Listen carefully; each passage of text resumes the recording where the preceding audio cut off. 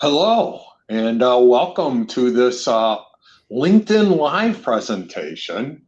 I'm Mark Taylor, and I'm a Master Vistage Chair in New York City. And if you're not familiar with Vistage, we're the world's largest CEO and coaching organization that is dedicated to enhancing the lives of our CEOs and helping them to make better decisions and get better results in their business. And one of the biggest challenges that I see that my CEOs are always complaining about is that they're overwhelmed. They have no time. So I know this guy named Rob Levin, who's also a Vistage member for many, many years, and I know what he does, and I invited him to join me. So let me tell you a little bit about Rob.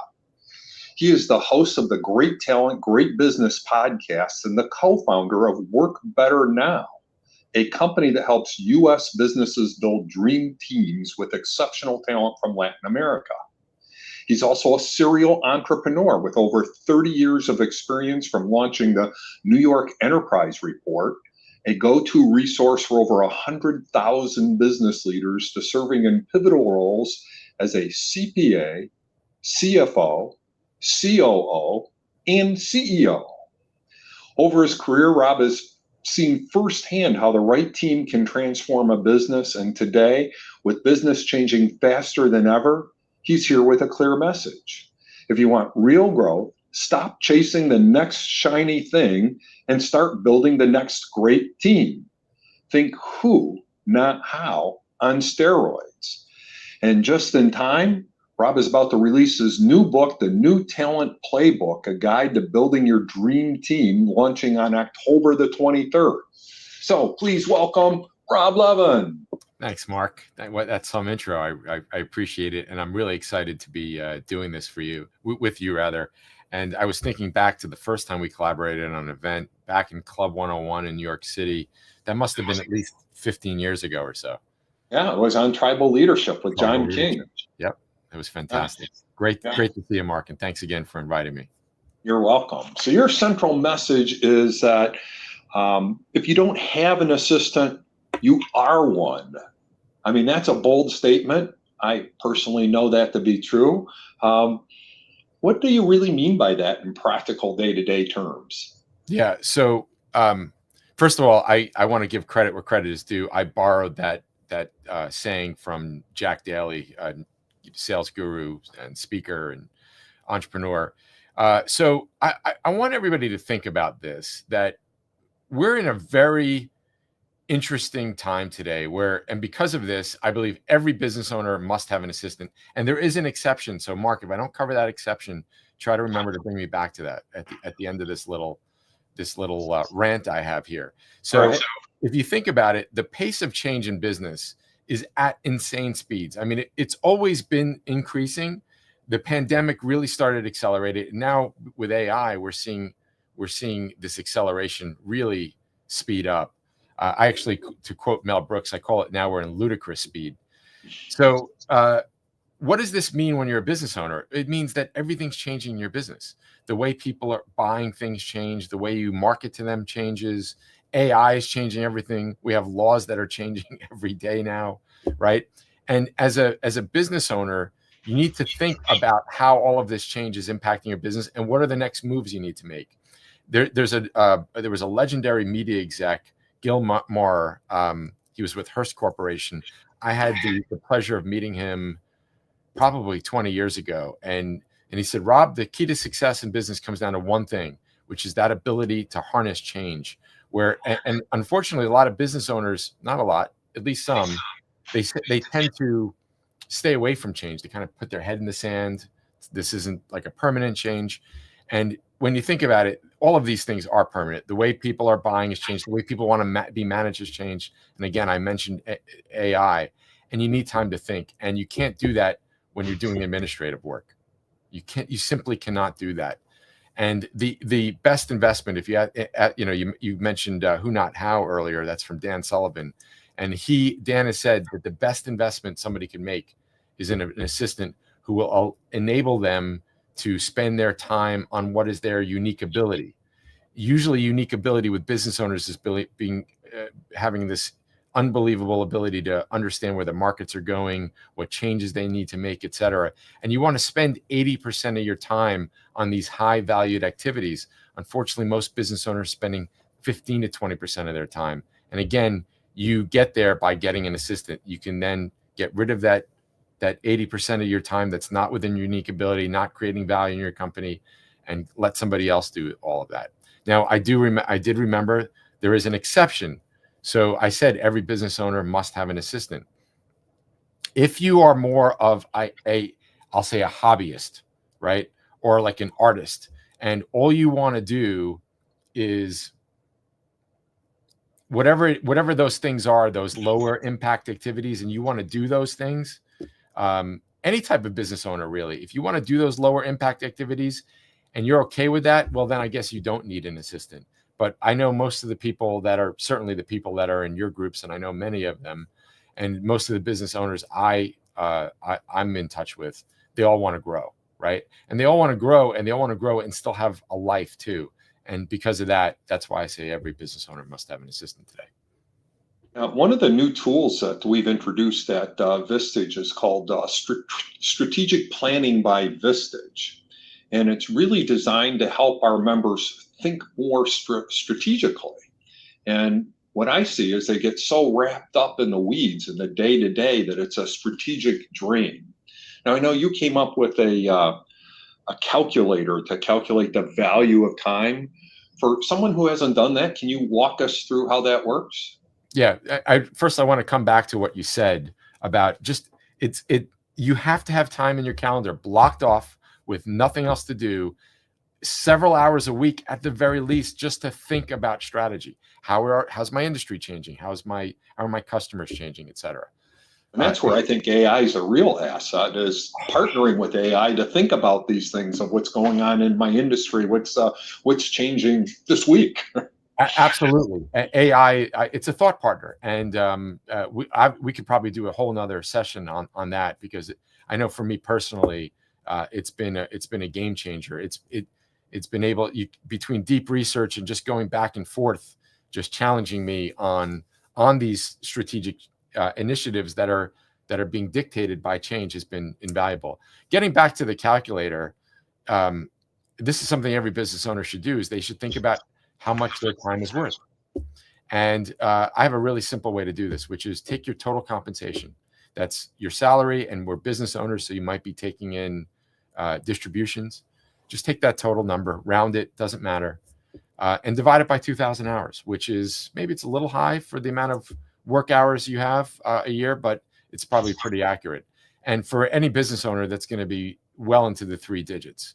Just as an example, if you're a business owner taking $200,000 a year. 200,000? I was doing it with 5. I'll do it first with 2. I'll do it first with 2. I don't know who's on the call. I'm sure if they're your friends, they're probably closer to the 500,000 and up category.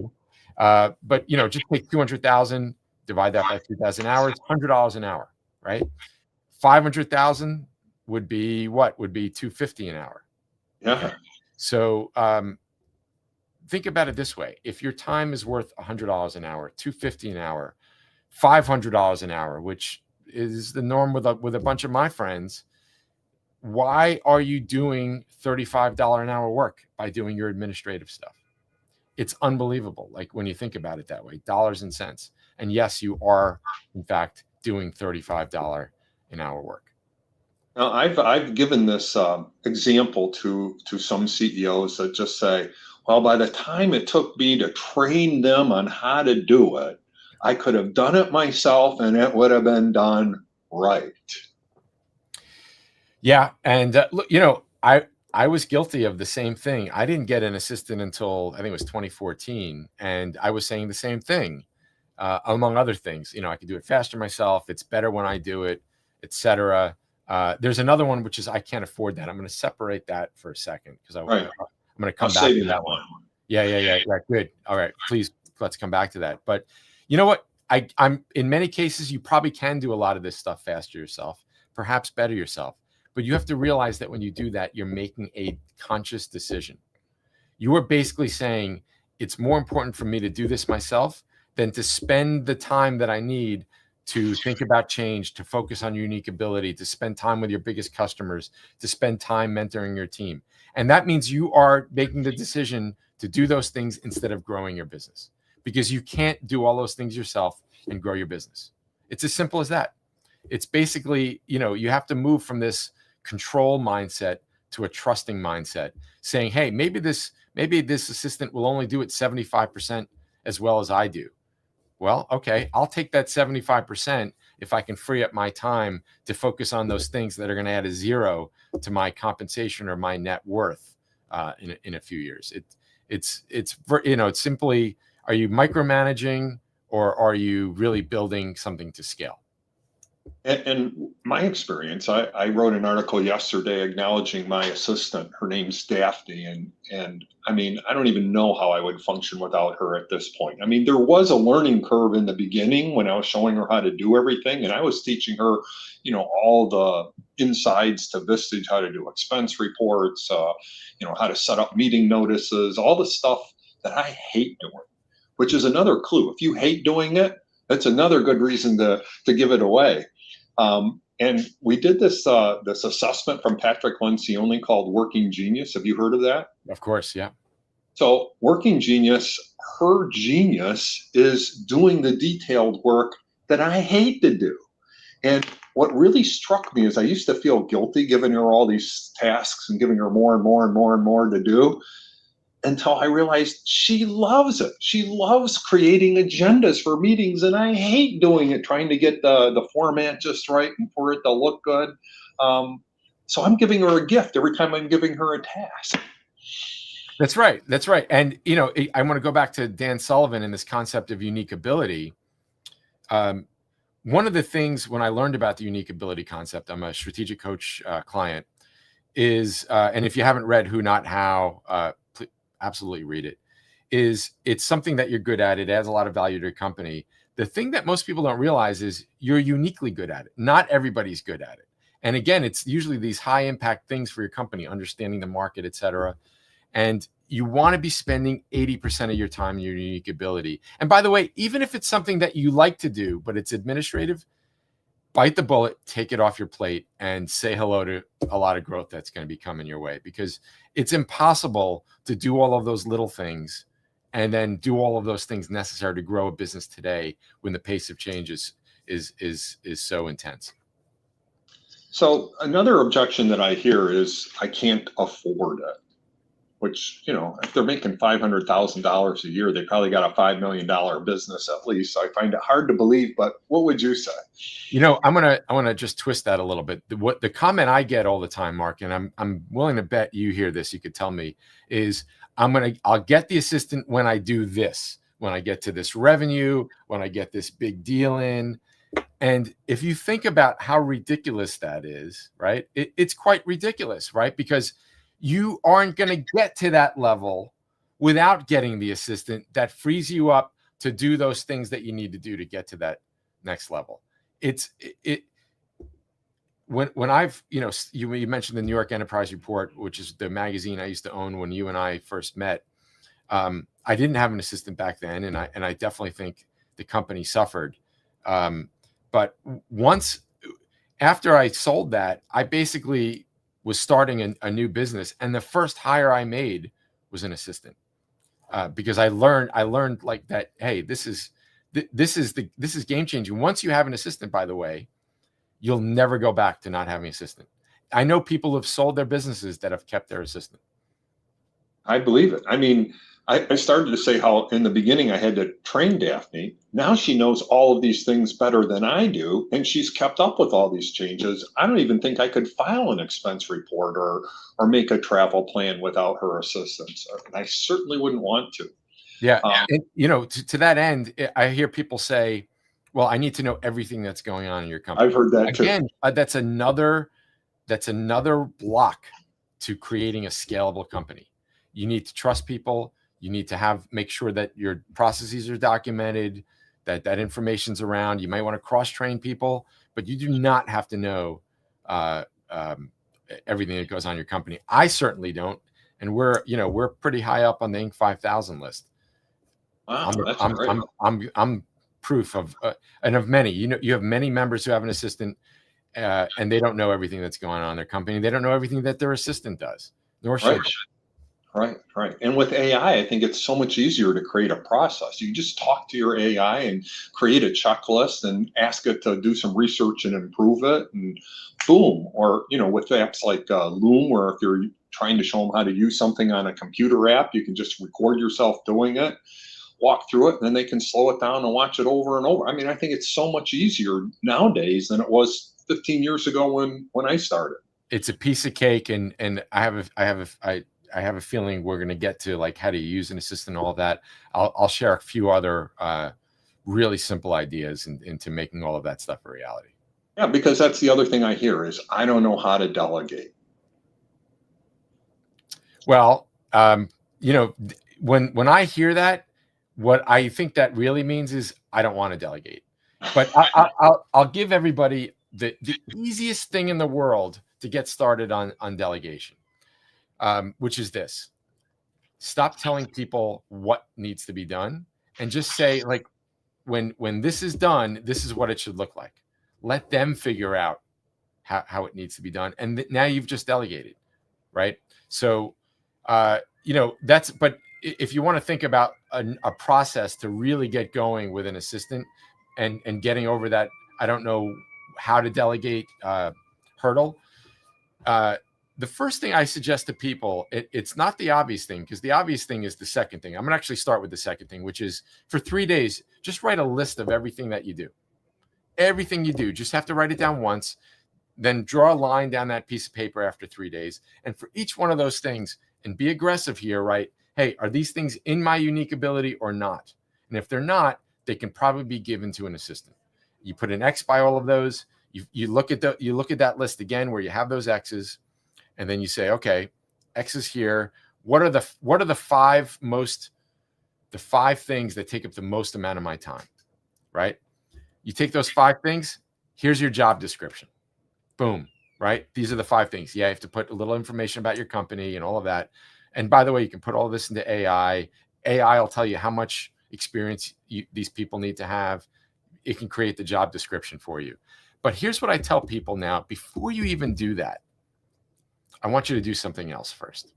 I want you to think about, what are you going to do with an extra 2 to 3 hours a day? Because that gets people motivated to want to do the 3-day exercise, right? Everybody says there's not enough time in the day. There's only 24 hours in a day. Actually, there's a way around this problem, and it's by hiring an assistant. So first, think about what are you going to do with that extra 2 hours a day. Are you going to book in 2 hours to think about what's changing in my industry or my company? Are you going to spend more time with your top clients or with prospects? Are you going to spend more time with your leadership team to mentor them? Are you going to leave 2 hours a week earlier so you could spend time with your family and your spouse or your friends? Start out with that list, because that provides the motivation. It's a really powerful thing.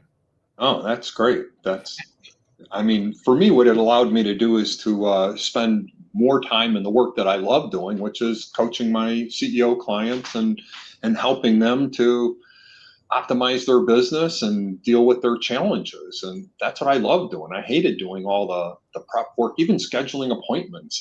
Daphne schedules all my appointments. She screens all my emails. I hated going through emails. How much time do you think people spend going through just their emails a day? I don't know about emails, but I know administrative. I will tell you that most research shows that people business owners are only spending 15 to 20% of their day doing high impact activities. So 85% doing other stuff. Most of that stuff can be done by an assistant. And you brought up a really good point, which is you're not only going to be more productive, and your business is going to grow, and it's going to grow if you spend time on high impact activities, high payoff activities. You're going to be a lot happier. You're not going to be drained by the end of the day, because you're doing your own bookkeeping or your own calendaring, scheduling appointments, which is crazy today because you have to schedule and reschedule and links and all of that stuff. In fact, when I hired my first assistant, all I thought they would do was deal with my calendar. And if they would just do that, it was worth worth the investment. And then of course, the more comfortable you get, the more you give to your assistants, and the benefits just become exponential. What about the trust factor?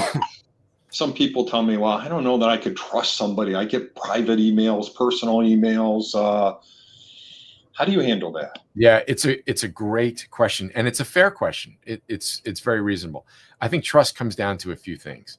For me, I'll give you one example. When I first started out with my assistant, I didn't give my assistant credit cards.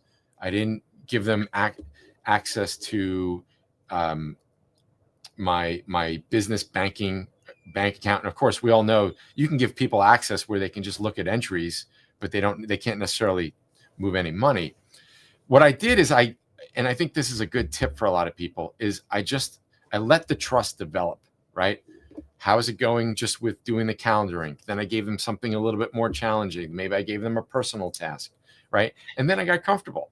And then my assistant today has my credit cards, and that includes my personal credit cards, so that anything that's not on auto pay, I can give to Sergio to pay.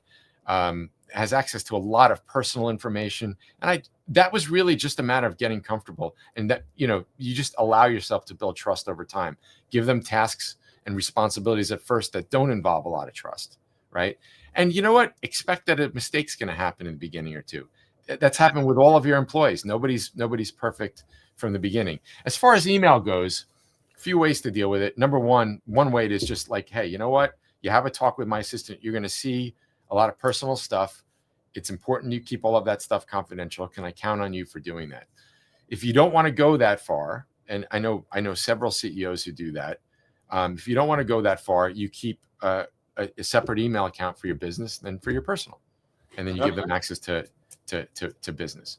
And the other thing to do is just do a trial with the email. Look, for a day, I'm going to give you delegate access to my email, just like you have it for my calendar. And I want you to come up with a system on how you're going to treat the emails. And at the end of the day, let's reserve 30 minutes to see how you separated these emails to delete. You're going to delete these on your own. These types of emails are for me to read later. These are urgent emails. You might even interrupt me in the middle of the day. Let's set up a system. And after 2 or 3 days, they'll get the hang of it. Yeah, and they're going to probably, not only that, they'll probably protect your time better than you do. Because, I know something that I was guilty of is I loved, like you, Mark, I love to help business owners. And I'd be getting an email from somebody who's not a client, not necessarily a good friend, saying, hey, can you do me a favor and do X, Y, and Z? Where I was like, yeah, sure, I'll do that. Whereas my assistant knows, hey, if you don't meet this criteria, the meeting's not happening. And here's what you say to this person, like, hey, Rob's really busy right now, and they can't handle this. So your assistant can actually protect your time there too. Yeah, I mean, I love that too. It's not like I have to be the one saying no. Another thing I don't like to do. Let them be the bad guy. Right, exactly. So let's say that you've persuaded me, and I'm like, okay, I think I should maybe look at getting an assistant. But I don't know if I have enough work for a full-time assistant. Do I go part-time? Do I go full-time? What do I do then? That's a great question. And I will tell you, what I'm about to tell you, I learned from experience, because I started out with a part-time assistant. And there's several reasons that I do not think part-time is a good idea. And I'm going to go through those, as many as I can remember right now. So number one, the idea here, let's come back to the original idea, is to take the administrative stuff off of your plate. Some administrative stuff is important. Some of it's urgent. And if you have a part-time assistant, let's say, that's only working, let's say even 4 hours a day, let's say they're doing 9 to 1, and you have stuff that has to get done between 1 and 5, that defeats the whole purpose if they're not around to do it, and you got to jump in and do it. That's number one, right? Number two, they're not going to learn you well and as quickly in a part-time fashion. Number three, if they're part-time, most likely that means they have at least another client, right? And what happened to me with my part-time assistant? They said, hey, Rob, sorry, but my other client, they want me full-time. I lost my assistant. Oh, yeah. But here's the best thing that I'll tell you from an investment standpoint about why you should make the leap to go from part-time to full-time. That is, you might say, like, I only have 20 hours, which is what I said. I only have 20 hours a week for this person. What happens is as you build trust, you start giving them things that you didn't even fathom giving them. And you'll be just thankful to be giving them these things. And I promise you, by the end of your first month, they will have more than 40 hours a week on their plate, because that trust will build up. Assuming you have the right person, that trust will build up, and you'll start giving them more and more. And then you're like, oh my gosh, this is absolutely incredible. There's one other option. If you're really, really struggling, like, I don't think I'm going to get to 40 hours a week. First of all, even if they don't spend 40 hours a week, so what? If they're there when you need it, and they're taking, 20 to 30 hours, or let's just say 20, even 10 hours a week off of your plate, it's worth it right there. But let's just say, like, all right, Rob, I'm just never going to come up with something that's going to keep them busy even for 25 hours a week. Why would I go full time? What you can do with that person is maybe they can also be an assistant for somebody else on your leadership team. Maybe you can give them a responsibility inside a department, and so maybe they're doing a little bit of customer service and they're your assistant. I don't love that, but it's not a bad way to start out, where you can this way then justify the investment for a full-time assistant, even though you don't have, let's say 30 hours of work a week to give them. So what about some of my CEOs have said, well, I need somebody to work right beside me. They got to see what I'm doing every single day. Yeah. You might have file cabinets like we used to have in the 80s. What's a file cabinet? Yeah, I could show you two in my office here. But what about remote versus in-person work? Yeah. I can't tell you remote's right for everybody, but it's probably right for almost everybody. And I'm going to explain why in a second. Look, if you are still for some reason in a paper-intensive business, and I really hope you're on your way to moving to digital workflows and all your documents are digital, and for some reason there's a paper-intensive business, I don't know of one, but I got to believe that there are some out there, and you need somebody to deal with that paperwork, or you need somebody to do something physically in the office, then you might have to get somebody in person. But the reason I like remote a lot is, and this goes for roles in your company beyond assistants. The reason I like remote a lot is you're expanding your talent pool, right? You and I are in New York. It's a tight labor market. It's an expensive labor market. I don't know about you, but I found, and this is with a lot of my friends who are business owners here too, it's just really hard to find talent here. And when you go remote, you're now expanding your talent pool. And if you're in a big city, again, you're not only expanding your talent pool, you might be able to expand your talent pool and at significantly lower salaries as well. So look, we have, with all the technology we have today, at least I could say, speak for my companies, the companies I've had over the past few years, everything's digital. And I hope you're moving in that direction. And with the technology we have today, there's no reason you can't go remote. If absolutely you have to go in person, go in person. But I think most people can go remote. So then you use like a shared drive and your assistant actually files stuff for you, or? Well, yeah, most businesses today are, on one of two platforms. They're either on Office or Google, right?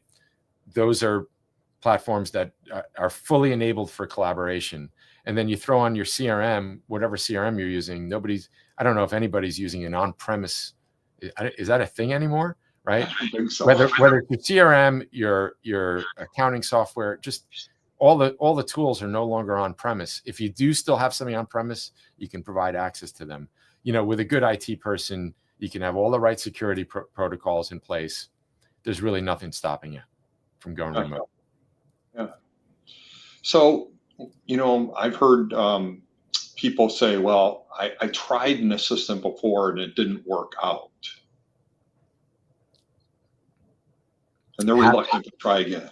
Yeah. Well, look, that's like saying, Mark, I hired a salesperson and that first salesperson didn't work out. Well, it's rare. That too. What's that? I've heard that one before too. 600 or 700 or so times. Right. The first one may not work out. It may, and by the way, there's a number of things you can do in order to give you a better chance of any hire working out, but particularly your assistant.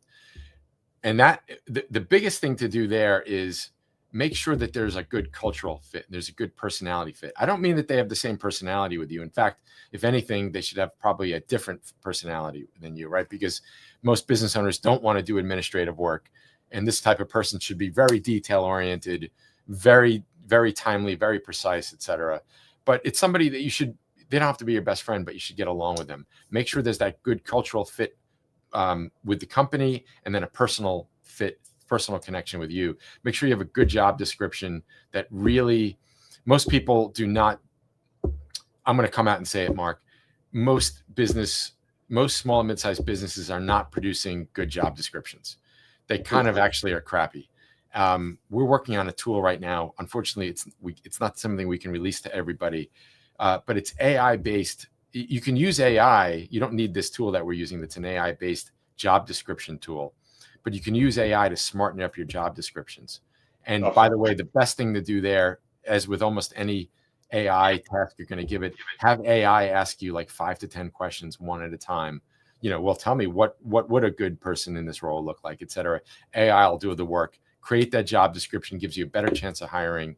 Make sure you're interviewing well and all of that stuff. So, look, a lot of your first hires or a lot of hires don't work out. That shouldn't stop you from hiring an assistant. Yeah.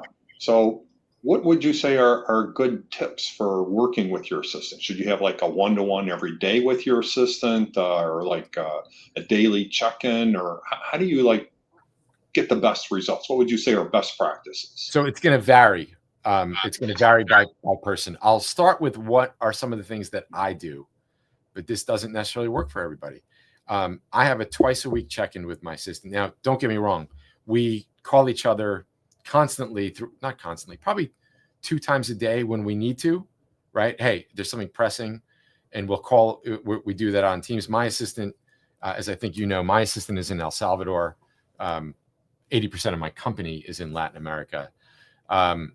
And we have two calls a week. Sorry, we're down to 1 call a week now, where we go over calendar for next week, any big projects we're working on, et cetera, so that we're not constantly going back and forth. But when we need to, we can hop on a Zoom or Teams or Google Meet or whatever tool you're using, and we do that, and we're chatting constantly throughout the day.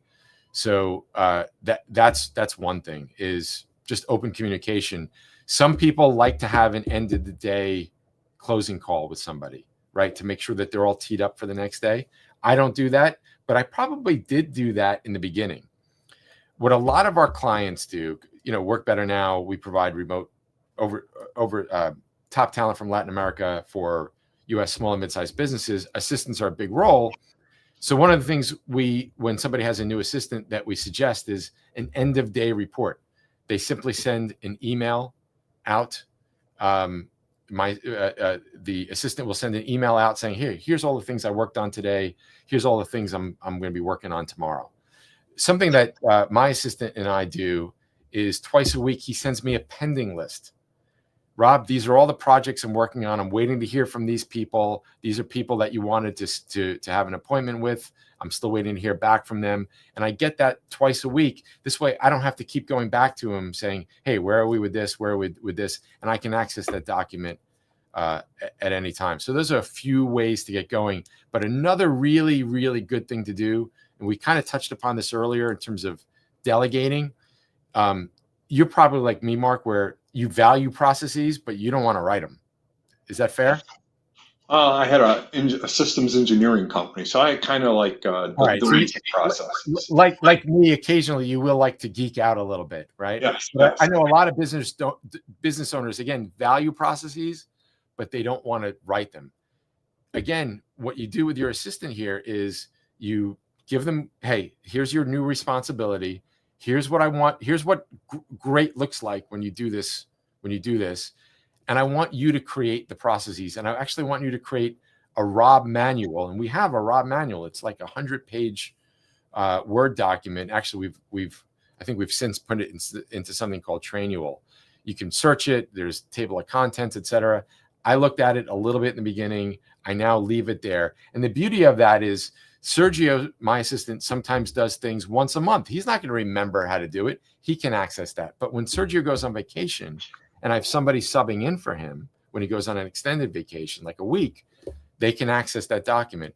And then look, if your assistant ends up leaving, you still have that document there with all of those processes, the processes of Mark. Here's the Mark manual, right? Here's the Rob manual. And you're having them document everything out, screenshots, whatever they need, and then somebody else can pick that up.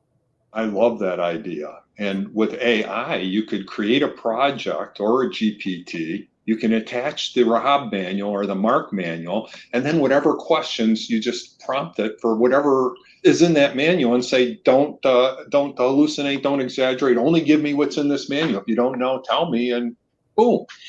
That's it. Like, they don't even have to look at the document. Just ask the GPT. Yeah. Right.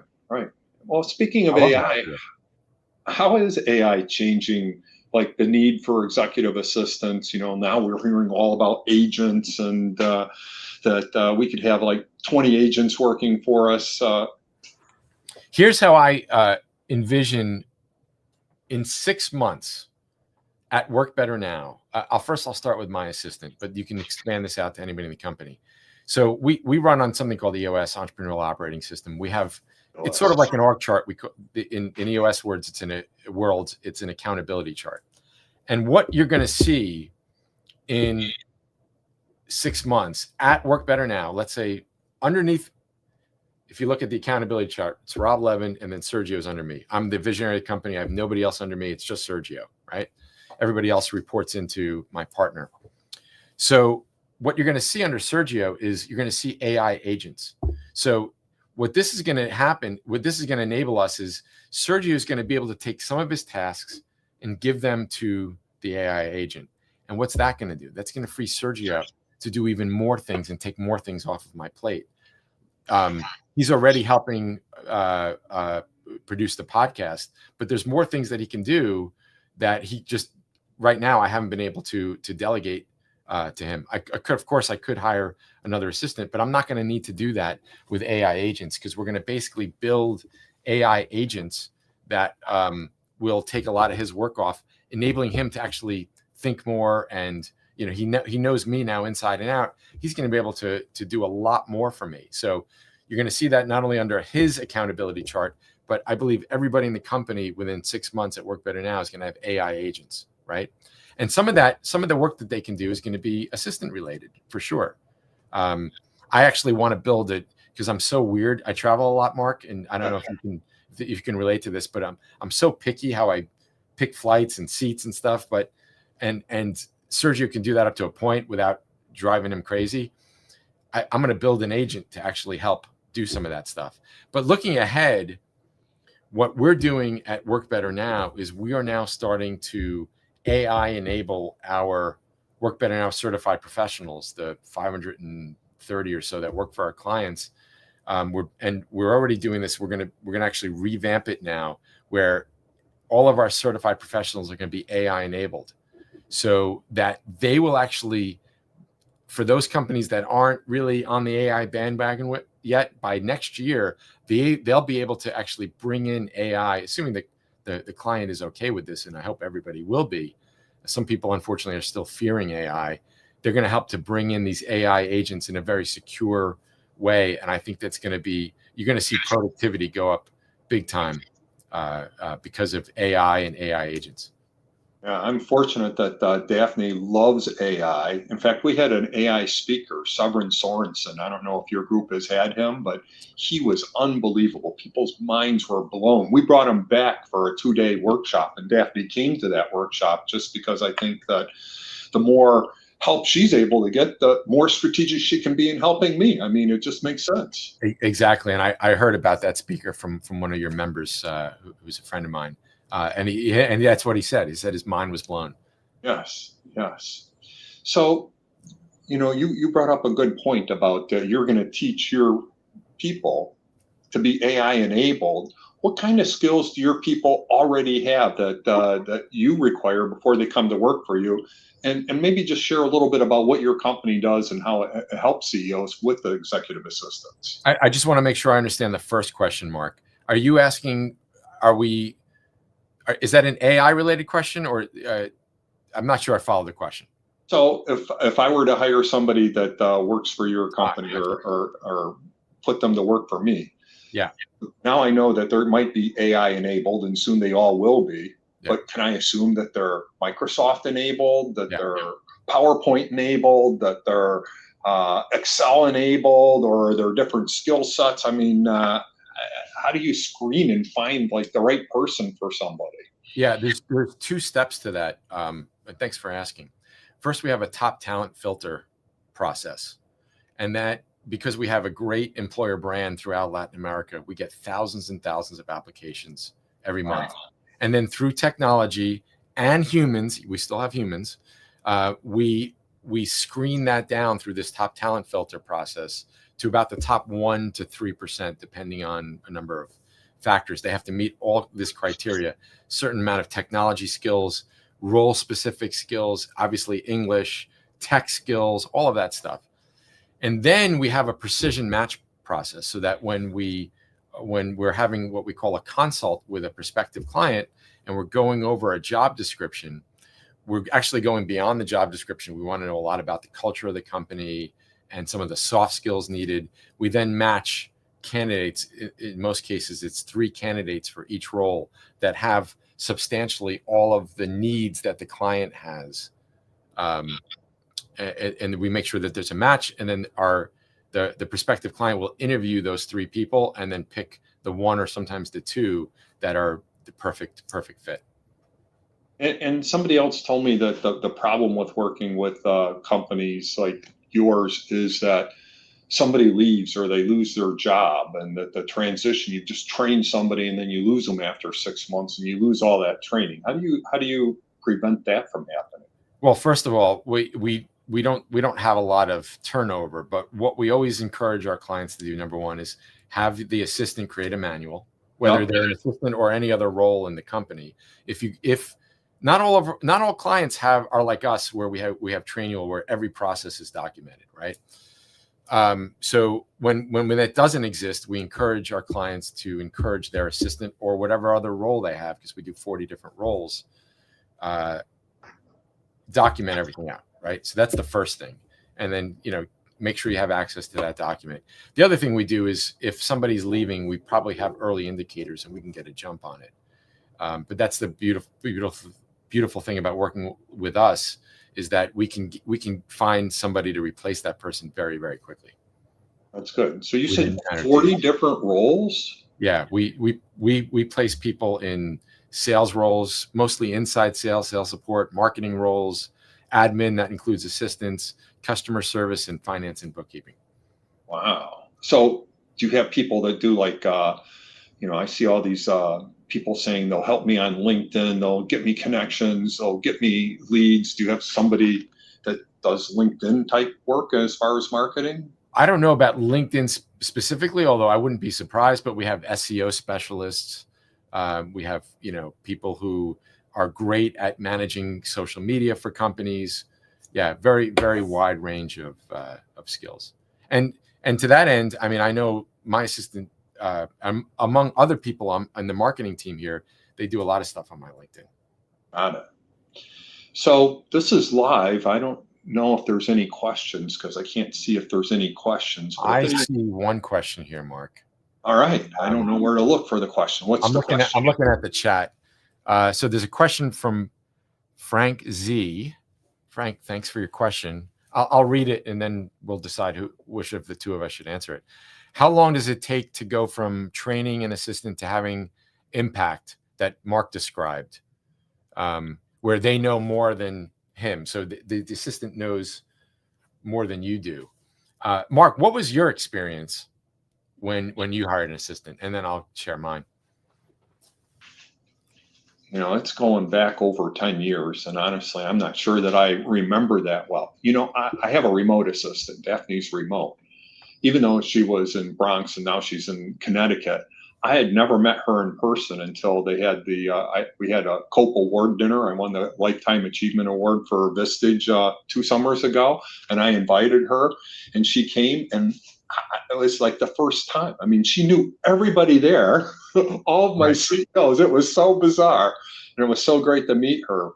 I mean, I'm guessing within 90 days she was competent in everything, and I wasn't worrying about it, and I really couldn't tell you.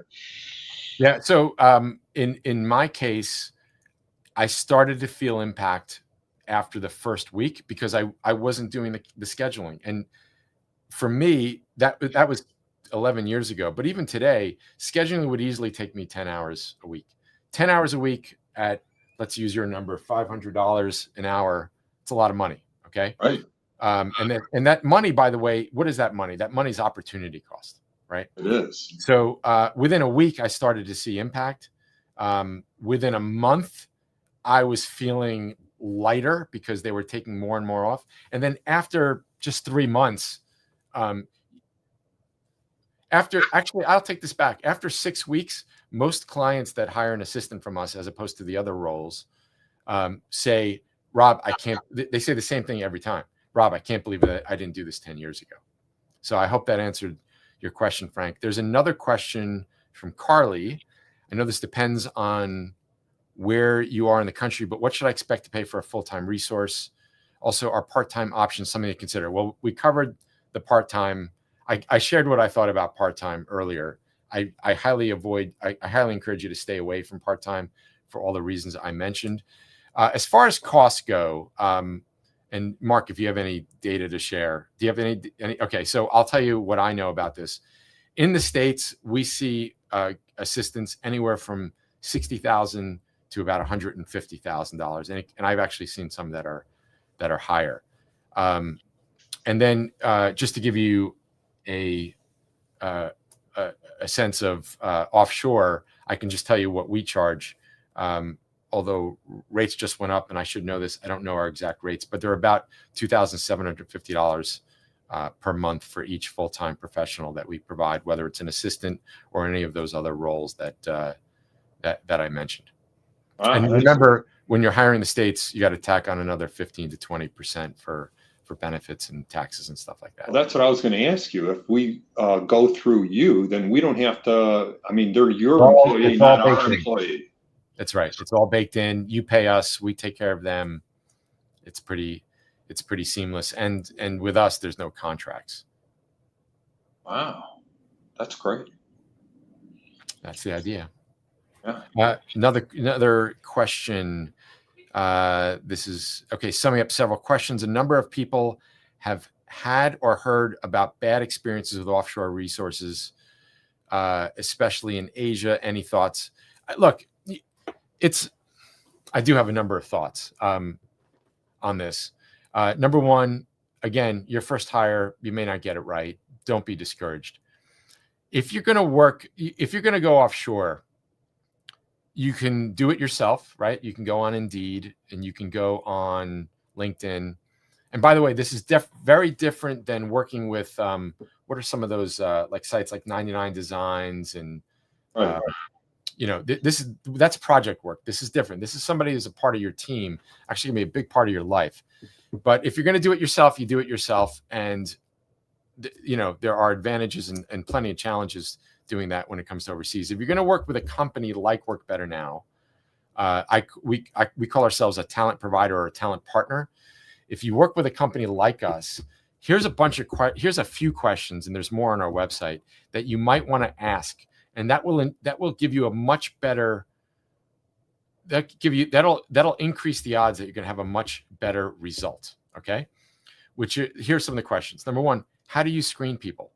Do you interview them before you put them in front of candidates? Right? Some companies just kind of screen and then they just say, "Oh, here's a bunch of resumes." Right? Do you screen them first? Do you do background checks? Do you do prior employment checks to see what the prior employers had to say?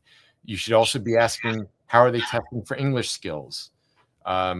And how are they matching you? Are they matching you just based on a job description, or is it an in-depth consult where they're learning more about your the softer issues, the softer skills that are going to be necessary to thrive with you? And then are there contracts? What if it's not working out? Like just as an example, work better now. If it's not working out, it's not working out. We don't want to, it would be crazy to hold you to a contract. We'll help you find somebody else. It doesn't happen often, but of course it's going to happen. We're dealing with people. So if you have had a bad experience, don't be discouraged. I do think you should work with a talent provider. Doing it yourself has a lot of challenges, but just ask the talent provider the right questions. And again, there's a bunch up on our site, and that'll help. The right talent provider will have a much higher degree of success in helping you find the right person. And I've seen some CEOs work with some people from India and Asia, and they're in such a different time zone that's also an issue. One of the things I like about what you do is you work with Latin America, which is only an hour different from where we are, and often English is very fluent. It's like taught as English as a second language in all of their schools. Is that true? Yeah, not everybody in Latin America or in Asia, for that matter, has a high degree of English proficiency. But of course, anybody that we're gonna to be certified by us, you have to have a high level of English proficiency. But you're 100% right about the time zone differences. Now, look, that said, Asia can be great if you run a 24/7 shop and you need customer service, while we're sleeping. Asia is great for that. The other benefit of Latin America is cultural similarities. So you're getting the time zone alignment and the cultural similarities. That's good to know.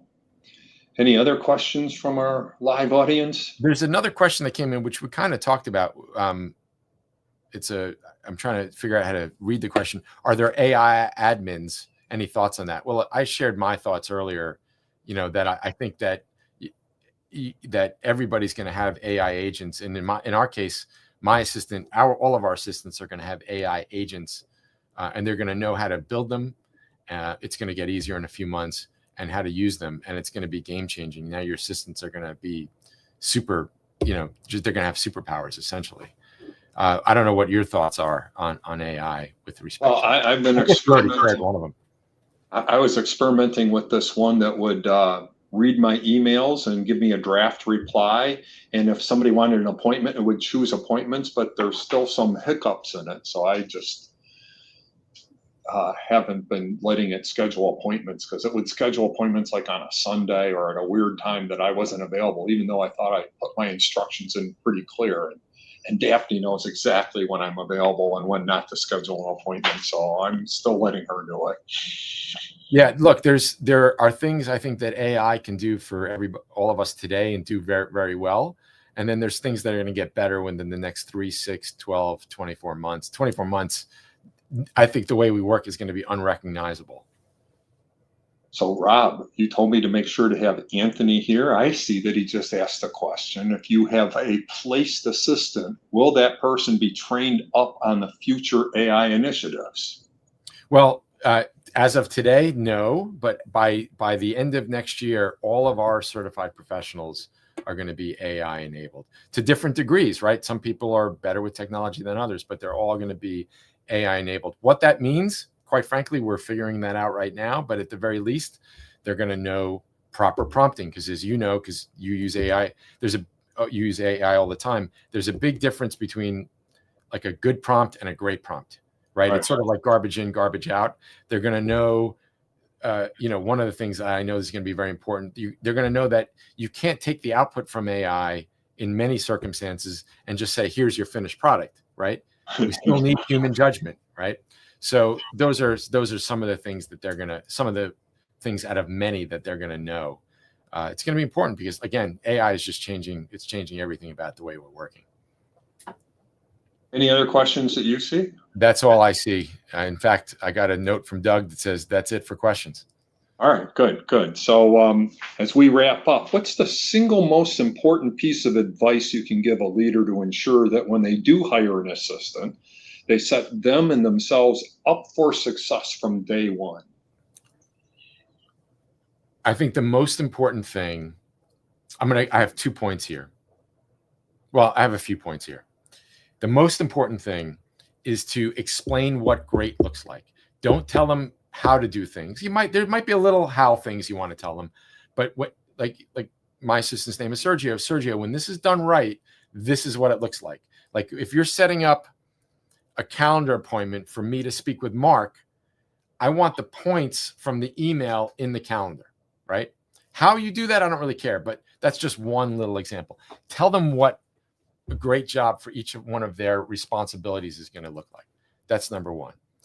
Number two, have them document all their processes and have them update those processes as they need to be documented. I love your idea of creating a GPT that doesn't, it's told not to hallucinate, that just, you can just ask a question. You have to look around as if it's paper. You don't have to go through the document to look what you're looking for. And then here's one that not a lot of people talk about. And I'm going to give a lot of credit, as I always do, to Dan Sullivan. I picked this up from one of the mini books he wrote, I think last year. And that is, don't hesitate to tell your assistant what you don't like. Dan Sullivan, again, strategic coach, had a great example of this. He doesn't like, because so much is done now through Zoom, he doesn't like when somebody frowns. I know that sounds like really particular, right? But he doesn't like that. He looks at that as like disapproval. So the point of it, then that's a little extreme, but the beauty of that is, look, if that's something that bothers you and it's something that the other person can control, why not get it out there, right? Because it's not only somebody doing a great job for you, it's also them not doing the things that annoy you.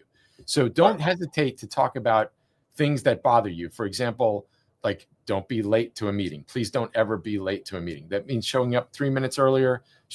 I'm just using that as an example, but don't eat food while you're on Zoom. That whatever those pet peeves you have are, bring them up.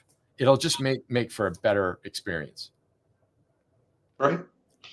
Rob, this has been very helpful. I'm sure that my CEOs will benefit greatly from listening to this, and I know it'll be here as a recording residing on LinkedIn, and I'm going to send it out to them so that they can watch it. But I really appreciate your time and you sharing about how not to be an executive assistant.